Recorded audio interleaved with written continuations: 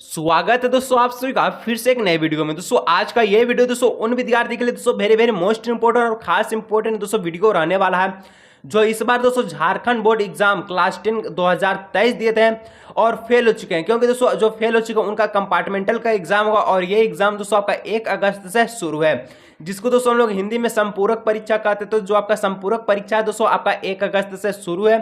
तो अब दोस्तों आप जो कंपार्टमेंटल का जो एग्जाम होगा दोस्तों इसमें अच्छी तरह से तैयारी कीजिए और एग्जाम में पास हो जाइए दोस्तों, ताकि आप क्लास 11 में आपका एडमिशन हो सके और आपका 1 साल दोस्तों बर्बाद ना हो।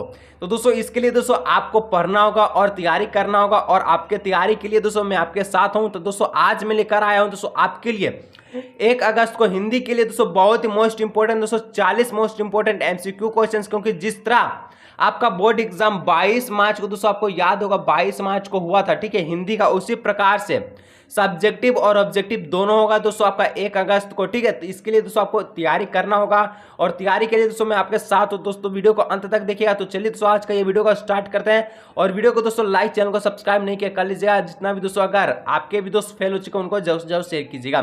तो चलिए दोस्तों आज की इस वीडियो को हम लोग स्टार्ट करते हैं, वीडियो को अंत तक जरूर से जरूर देखिएगा, ठीक है। तो देखिए दोस्तों आपका जो पहला प्रश्न दोस्तों कहता है कि गोपिया किसकी अनन्य भक्त थी, ठीक है। तो गोपिया दोस्तों ये किसकी अनन्य भक्त थी? क्या राधा की, कृष्ण की, या वायुयान, या सूरदास? तो दोस्तों जो गोपिया है दोस्तों ये अनन्य भक्त थी कृष्ण की, ठीक है। ऑप्शन बी दोस्तों इसका राइट आंसर होगा। और इस बार दोस्तों अच्छी तरह से पढ़ कर जाइए ताकि आपका 1 साल बर्बाद ना हो और आप दोस्तों पास हो जाइए, ताकि क्लास 11 में आपका जो एडमिशन हो सके, ठीक है। चलिए यहाँ पर दूसरा प्रश्न है, और इसी तरह से दोस्तों हिंदी के साथ साथ दोस्तों अन्य सब्जेक्ट का भी तैयारी होगा, कोई टेंशन की बात नहीं है, ठीक है।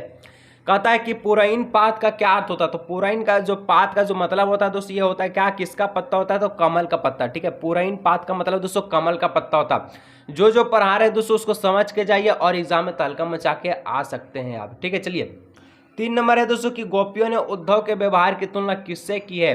तो जो गोपिया है दोस्तों ये उद्धव जो कि आपका संदेश लेकर आया था, तो ये जो व्यवहार की तुलना किससे किया है गोपिया?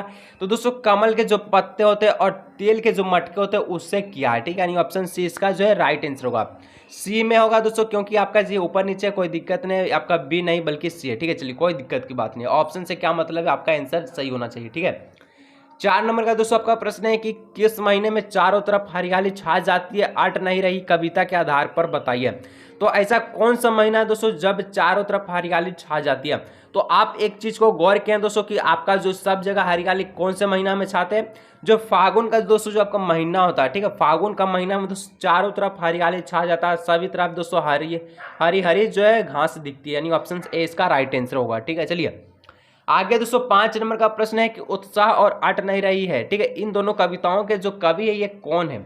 तो उत्साह भी बोरा और अट नहीं रही है, तो ये दोनों कविताओं के जो कवि है दोस्तों इनका जो नाम है सूर्यकांत त्रिपाठी निराला, ठीक है। ऑप्शन नंबर बी इसका राइट आंसर होगा, ठीक है। ऑप्शन नंबर बी इसका राइट आंसर होगा, ठीक है। चलिए नेक्स्ट दोस्तों 6 नंबर का प्रश्न कहता है कि किसकी मुस्कान इतनी मोहक है कि मुर्दे में भी जान डाल देती है?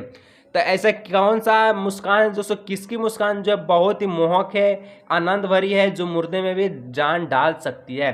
तो यहाँ पर दोस्तों जो नन्हे शिशु है यानी कि छोटे बालक की, ठीक है, ऑप्शन नंबर सी इसका राइट आंसर हो जाएगा, ठीक है। चलिए आगे दोस्तों 7 नंबर का प्रश्न कहता है कि फसल कविता के अनुसार बताइए कि फसल किनका बदला हुआ रूप है? तो फसल कविता के अनुसार आपको बताना कि फसल किसका जो बदला हुआ रूप है? तो दोस्तों यहाँ पर जो इसका जो राइट आंसर हो जाएगा दोस्तों सूरज की किरणों की तरह, ठीक है। ऑप्शन नंबर सी इसका राइट आंसर हो जाएगा। नेक्स्ट प्रश्न दोस्तों आपसे कहता है 8 नंबर की बेटे के मरने पर, ठीक है, बाल गोविंद भगत क्या कर रहे थे? जो इकलौता बेटा था बाल गोविंद भगत का जब मर गया था, ठीक है, तब बाल गोविंद भगत क्या कर रहे थे? तो गा रहे थे, और इसी समय दोस्तों बाल गोविंद का जो प्रथम उत्कर्ष देखा गया था, ठीक है। ऑप्शन नंबर बी इसका राइट आंसर होगा। चलिए 9 नंबर का था दोस्तों कि भगत जी का बेटा कैसा था? जो भगत जी का जो बेटा था दोस्तों ये कैसा था? तो बहुत दोस्तों सुस्त और बोधा सा था, ठीक है, सुस्त और बोधा सा था, कम बुद्धि वाला, ठीक है। चलिए डी ऑप्शन राइट आंसर होगा। 10 नंबर दोस्तों कि भगत जी की पोतोहू कैसी थी? अब पोतोहू के बारे में आपको जानना जरूरी है। तो पोतोहू है दोस्तों जो इसका जो पोतोहू थे भगत जी के, वो दोस्तों सुभग और सुशील होने के साथ साथ दोस्तों घर की पूरी प्रबंधिका भी थी। ऑप्शन नंबर से इसका राइट आंसर हो जाएगा, ठीक है। अब दोस्तों नेक्स्ट दोस्तों 11 नंबर का जो प्रश्न है, मैं अभी आपको बताया कि बोधा का जो क्या अर्थ होता है। तो बोधक का क्या अर्थ होता है दोस्तों, ये अभी मैं आपको बताया और जस्ट दोस्तों बताया, इसलिए दोस्तों इसका जो प्रश्न का जवाब है नीचे कमेंट सेक्शन में आना चाहिए, ताकि दोस्तों आपको लगे कि हाँ आप इस बार कंपार्टमेंटल का एग्जाम पास करके क्लास 11 में जा सकते हैं। ठीक है, चलिए सभी का जो वीडियो देख रहे जो फेल हो चुका है सभी का आंसर नीचे कमेंट में आना चाहिए। आगे दोस्तों 12 नंबर का प्रश्न है कि नेताजी का चश्मा पाठ में पान वाला किस तरह का व्यक्ति था। तो पान वाला दोस्तों जो व्यक्ति था ये एक प्रकार का दोस्तों मोटा व्यक्ति था और हंसमुख और खुश मियाज वाला व्यक्ति था। तोंद निकले हुए थे, कुछ भी बात करता तो पहले थूकता उसके बाद जो है बात करता था। ठीक है, तो इस टाइप का जो व्यक्ति था कौन, पान वाला। ठीक है, चलिए नेताजी सुभाष चंद्र बोस का जो पाठ है उसमें। ठीक है, चलिए आगे का प्रश्न दोस्तों 13 नंबर का था नेताजी का चश्मा पाठ में नेताजी की प्रतिमा किस चीज की बनी थी।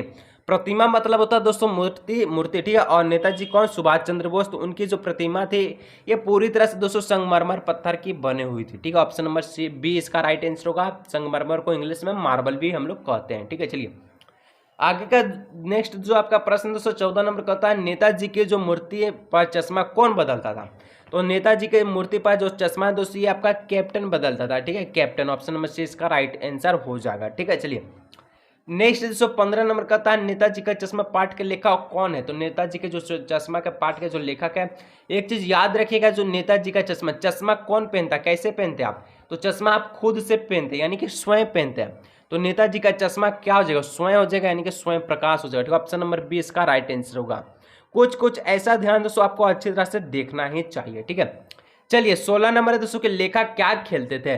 तो दोस्तों जो लेखक है दोस्तों ये आपका जो नाटक खेलता था। ठीक है, क्या खेलता था, नाटक, हजमेलियों के साथ मिलकर और अपने पिताजी के भी साथ मिलकर। और यहाँ से दोस्तों आप देख पा रहे हैं कि 16 से आपका 21 तक का प्रश्न आ गया। ठीक है, यानी कि यहाँ पर प्रश्न क्या होगा, गायब हो गया, नहीं, तो गायब नहीं हुआ दोस्तों, आपका प्रश्न है। और 16 तक दोस्तों आज की इस वीडियो में आप करिए। उसके बाद दोस्तों मैं अभी इसका तुरंत बाद नेक्स्ट दो पार्ट लेकर आऊंगा दोस्तों, उसमें आपका 17 से पूरा 40 तक का प्रश्न रहेगा। दोस्तों वीडियो को लाइक नहीं किया कर लीजिएगा, चैनल को सब्सक्राइब कर लीजिए दोस्तों। सभी सब्जेक्ट का दोस्तों आपको मैं बता दूंगा इस प्रकार से क्वेश्चन आएगा। तो मिलेंगे दोस्तों नेक्स्ट वीडियो में।